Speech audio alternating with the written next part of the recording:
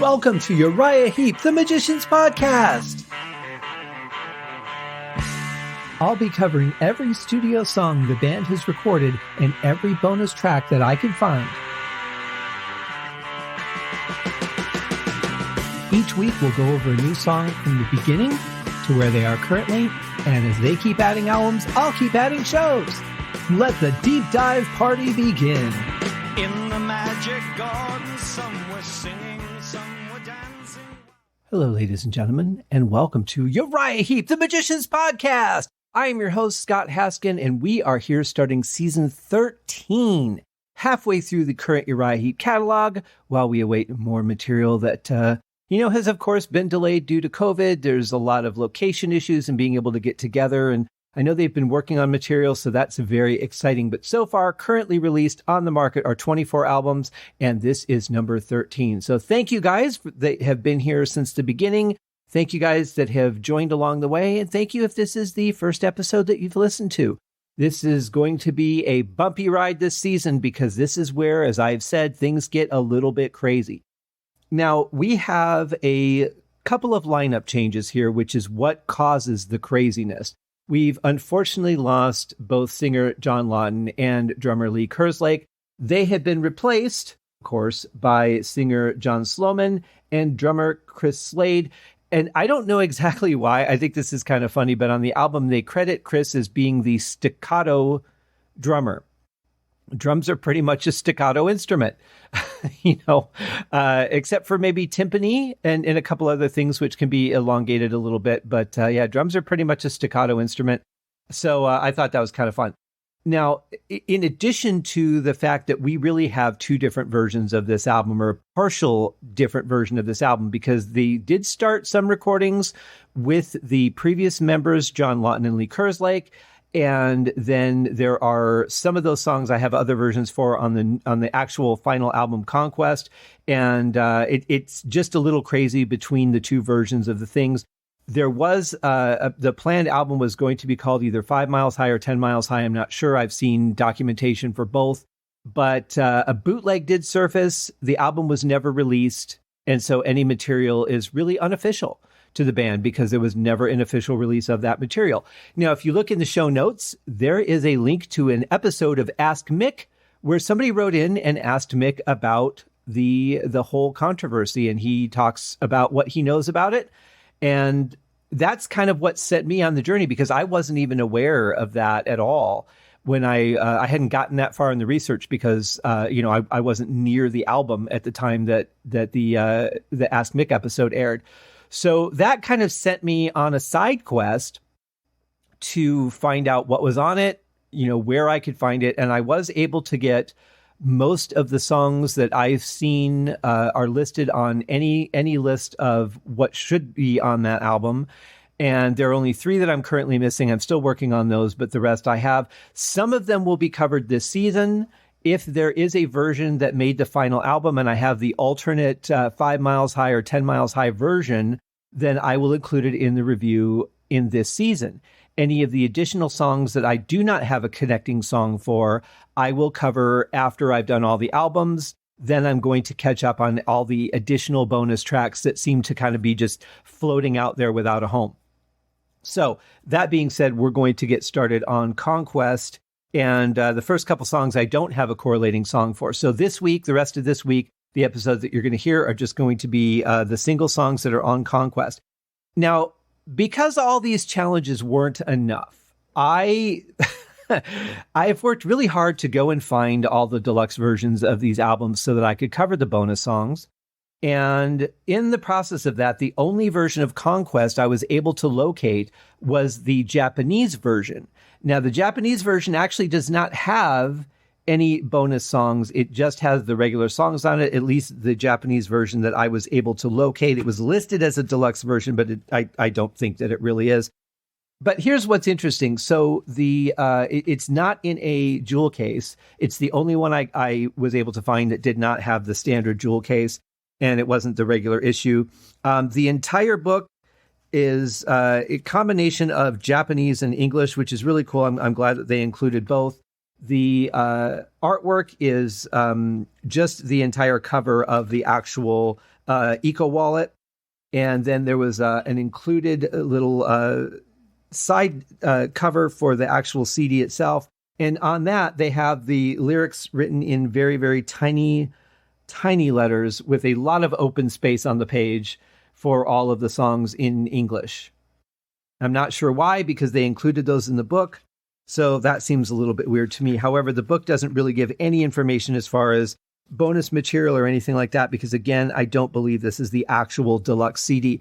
However, based off of the lists of what should be on the album that I was able to find, I was able to get those additional songs that I should have been able to find on the CD. So I do have everything from the deluxe CD. So I'm able to do the standard review that I'm doing for all the other albums. But like I said, guys, this season is just crazy. It's probably the most out of control it's going to get on the show. You know, the show's not wild, okay? Let's face that. But this season is going to be the most boat rocking of all the seasons. So if I have a couple of songs incorrect or whatever, please accept my apologies now. I did the best I could to piece together what I could about this information. You know, the problem with the internet, as we all know, is that while it seems to be a vast array of amazing information, it also is very misleading. The fact that anybody can just post anything about whatever just goes to show that just because you read something does not mean it's factual. So I've pieced together a lot of different resources to see what seems to me the most reasonable. And I've been able to find everything, like I said, that I expected to be on the deluxe CD. The only thing that I really debated on how to handle was the bonus track of Think It Over, because Think It Over, for me, is really on the album Abominog. It was the B-side to That's the Way That It Is on the 45 that I had. Yes, I had the 45. It was really nice because it had the full sleeve. It was the picture of the Abominog cover on the front. Very well done. But that's how I got to know the song, because it was on that B-side. So that being the case, to me, the song belongs on Abominog. However, that bonus track came out on the deluxe edition of Conquest. So I have decided to review the song along with the Conquest album as opposed to Abominog, because really that's where it first shows up.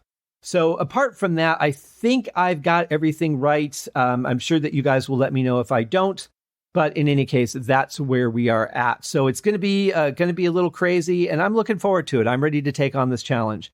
So let's get into the first actual song. Well, actually, let's talk about, I think we've pretty much covered everything that I wanted to talk about. We got the lineup, we got the Ask Mick video. Yeah, I think we've got it all. So we are good to just start talking about the song, which is the first on the album, an indie version I found called No Return. And let me tell you, just queuing up the song, it's definitely not what I would have expected as an album opener for Uriah Heep. I think it's a really different approach. But, you know, we've got, again, you know, we've changed out two guys in the band. Lee Kerslake had been there through, I think, 9 albums. John Lawton had been there through 3. So, you know, you've gotten really comfortable with the lineup. We've changed a couple of members. So while now Trevor Boulder is a seasoned veteran in the band, having done 3 albums, now we've got 2 new guys, drums and vocals, very, you know, they're all important positions. So now we have 2 more influences that are going to change in the band, how the music is written. We've also got what's going on at the time, because now we're looking at 1980.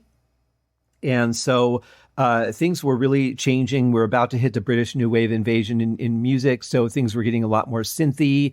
But rock and roll was really still fighting for position at this point. And we've had disco, we've had, all kinds of stuff. We've had punk. It's really just kind of a whirlwind of things that are out there right now. So putting all that in context, it's probably difficult for a band at this point to say, all right, we're pretty much a refreshed band. We've got different people in the band. 2/5 of the band has changed again. So where are we going? Who are we now? How do we fit into the world of music as it currently is today? How do we stay relevant to the times, yet true to ourselves? That is a real challenge, because music is changing very quickly at this point. And it's really just at the tip of starting to see what's coming in the early 80s. And so how do you write? Where do you fit in? How do you even know what you feel as an artist, who you are, how to identify yourself, let alone the 5 of you collectively as a band? This is a weird time for everyone. So it's not surprising that they've taken some risks over the last few albums. They've had a real commercial sound the last couple of albums they've done. So I say let's just dig in and let's see where things are at. And you guys form your own opinions on how you feel about the music. To me, this is a new chapter, so I welcome it with open arms. I put aside everything that they've done before because it's a different time, it's different members. So yes, the band has a history. Yes, there's going to be certain continuity to who they've always been. But at the same point, it's a completely new chapter. And you can't say, well, they don't sound like they did when this person was in the band because, well, they're not going to. It's different influences. It's a change. So let's start by wiping the slate clean of everything at this point. I mean, I'm sure there's going to be things I'll say, well, that kind of sounds like this, or this reminds me of that, or this is a new approach for them or whatever. But let's wipe the expectations of they need to do another song like Magician's Birthday, or there hasn't been a song like Easy Living in a while. Let's wipe all that off the slate, clear the plate, and let's just see where this album goes. So here, our first song is No Return by Uriah Heep, the kicking off track from Conquest.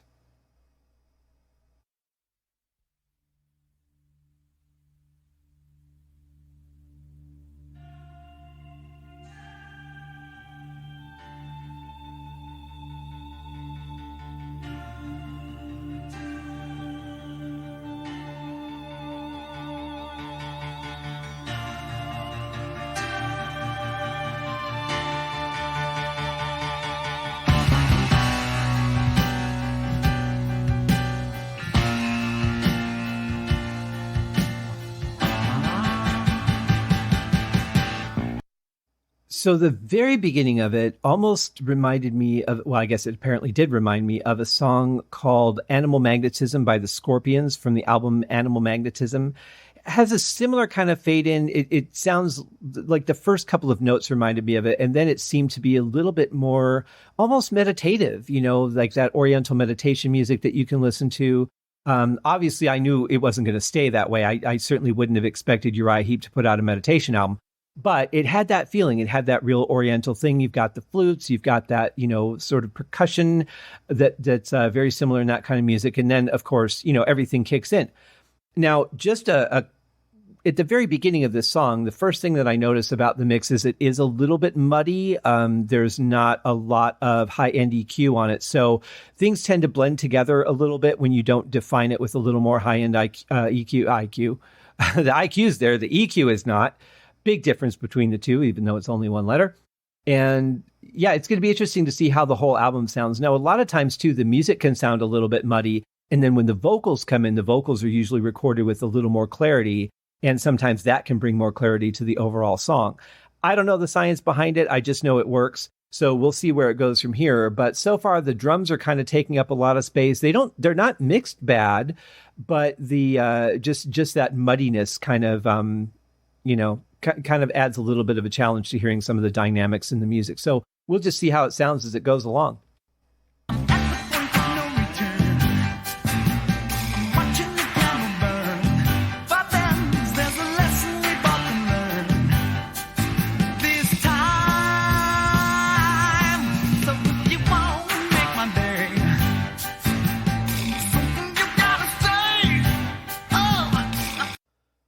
Okay, so I was hoping that the vocals would change the EQ of the song, but they really didn't seem to. They're kind of blended into the music to where you can hear them and they're defined, but they're not really standing out. They're almost blended into the music a little bit too much for my taste. Also, there's a lot of, percussion coming from, I'm guessing the keyboard, just little things that are being played, little percussion tools. It's kind of weird, but it's interesting. On my other show, I recently reviewed the album Pac-Man Fever by Buckner and Garcia. And while I never thought I would make a reference to Pac-Man Fever on a Uriah Heep show, maybe there was something about the way that music was being mixed at this point. I'm not sure, but it definitely has that same feel to the mix where kind of everything is peaked and just kind of mushes together. And there's not as much, panning and things going on to really separate the sounds in the mix. It all just kind of sounds like one thing together. And to me, that's kind of disconcerting because I think every instrument needs to stand out unless it's meant to be layered.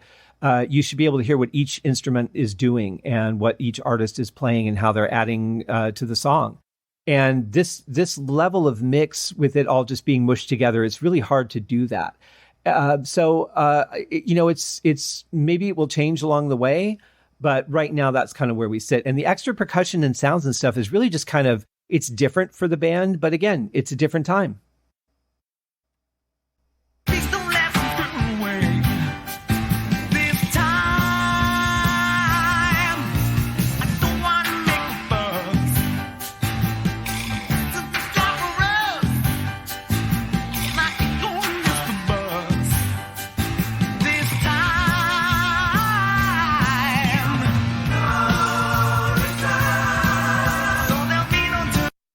So one thing that was very common in this time was piano kind of cutting through and dominating the musical side of things, like we're hearing here.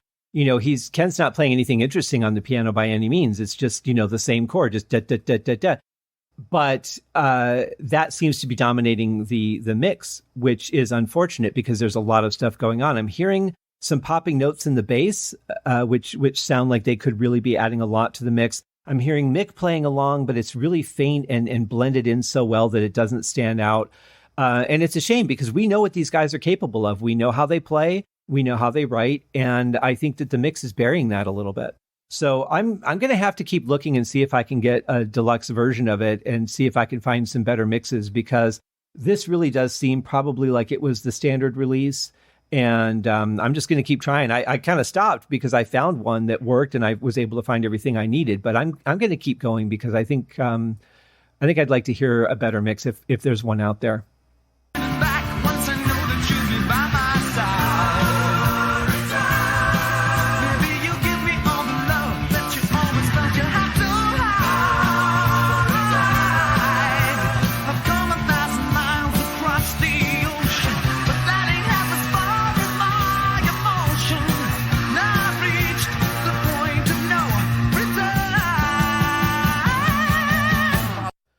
Well, the backing vocals sound very different once again. And of course, we've traded out a couple of the vocalists that were in that backing vocal section. So it's going to sound a little bit different. But this really sounds, I'm not even sure the words that I want to use to describe it, because it really is completely different. It sounds good. It definitely sounds good. It's just a different sound than what we're used to hearing. But of course, Lee's always been known for singing the high harmony. So when you remove the high harmony, things have changed, even though they didn't use that all the time, especially on the last couple of albums. So there's that. I will say, I think that John Sloan does have a good voice. He sounds like an 80s singer.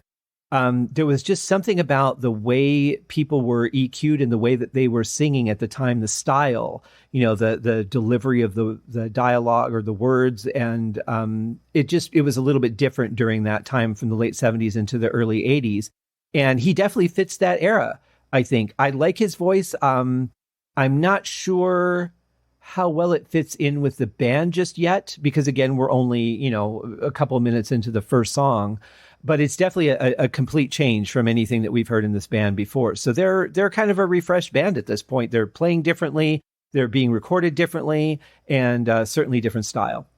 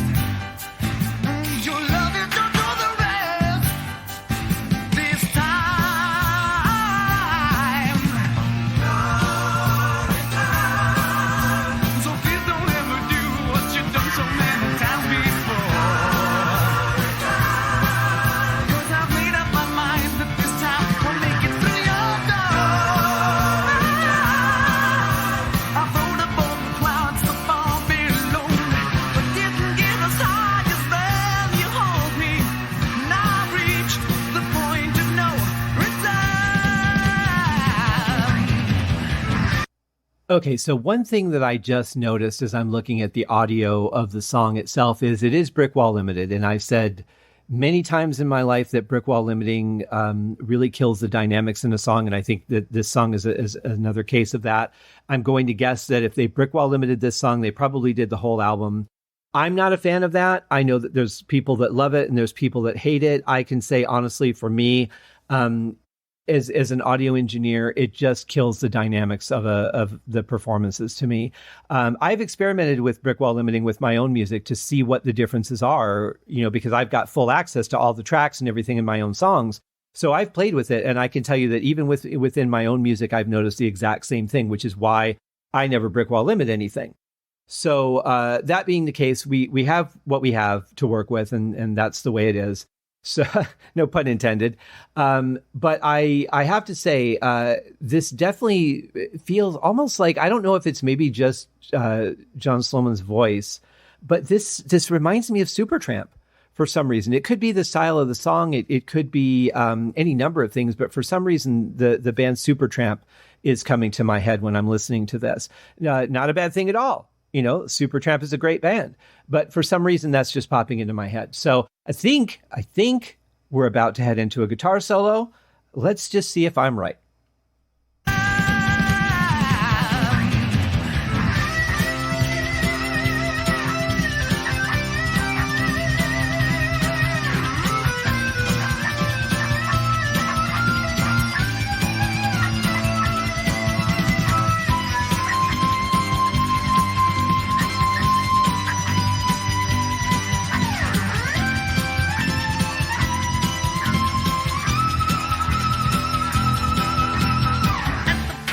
I really like this section. I love the way the music kicks up, especially the drums from what you can hear. I mean, we're really not hearing any kick drum at all. So I'm not getting any of that pounding in my chest where it feels like the song's being pushed along, which is a real shame because I think that would be pretty important, especially in a section like that. I love a good punchy kick drum, and I definitely think this song could use that sound in it. But I love the solo. I love the way the music kicks up. What I could hear of the bass groove was pretty cool. I love the sound of Mick's guitar, although there seems to be a little bit more flange or phaser in it this time. But it sounds good. It's a good, powerful solo. Really like it. It's nice to see some solos coming through right off the bat on the album. And hopefully that trend will continue because the last album didn't really have a lot of that. So it's really nice to see that back in the mix of things. So let's see where we're at. We're only halfway through the song and we've hit a solo. So I'll be curious to see what's left.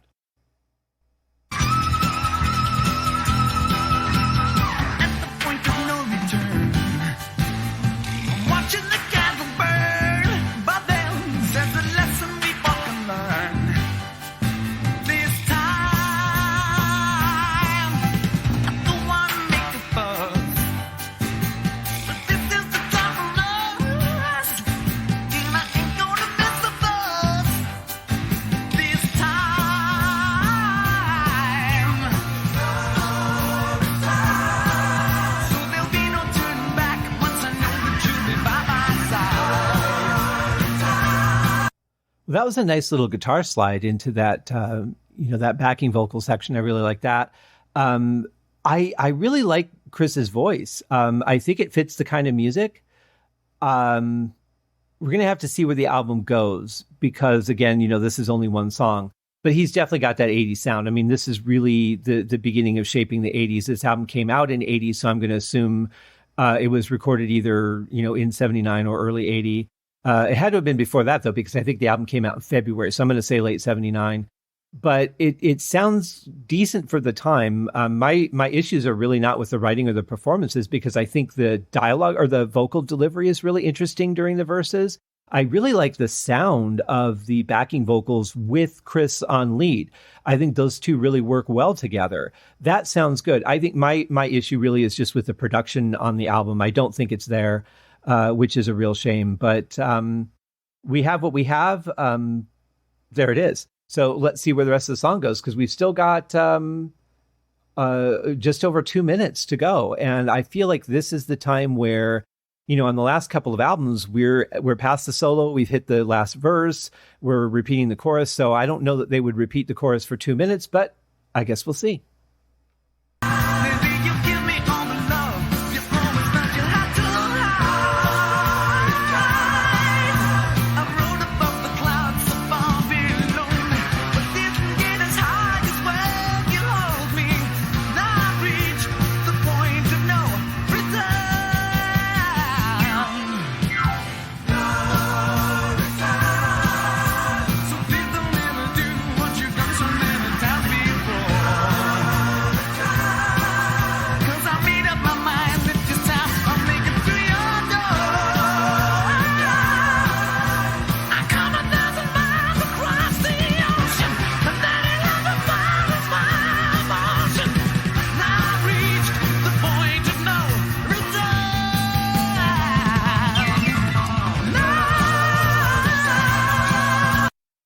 I have to say, I really like Chris Slade's drumming on this. I think his fills are really interesting. They're powerful. You're really just losing so much in the mix and the mastering process here. But what he's playing is actually very well done. I can see why he was picked. I have to say, though, that very last section there, I'm not sure I'm sold on how John Sloman sang that. It seemed unnatural for him, kind of falsetto, kind of forced. I don't really know what his range is yet. I'm not very familiar with him as a vocalist, so I'll again, I'll have to see as time goes on. But that felt like an awkward bit of chorus for me.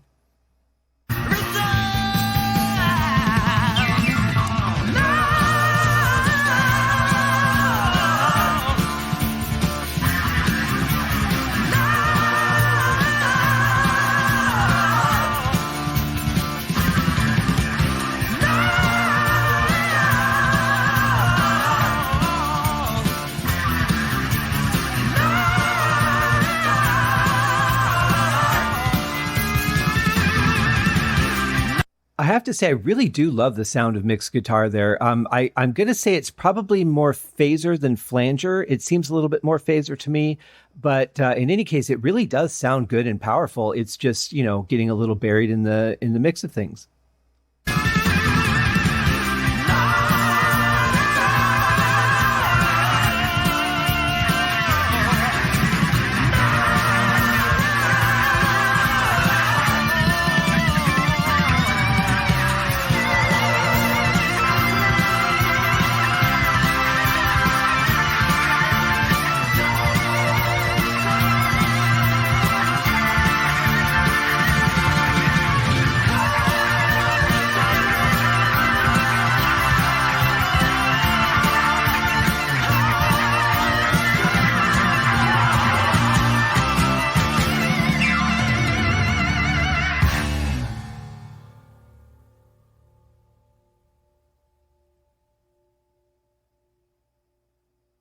One thing I really do like is the ending. I think the way that the synth that's playing in the background behind that last piano note really makes it feel more like it was the ringing out of a bell, the reverberation of it. And I really like that. It's like, you're hearing the reverberation without the actual bell strike.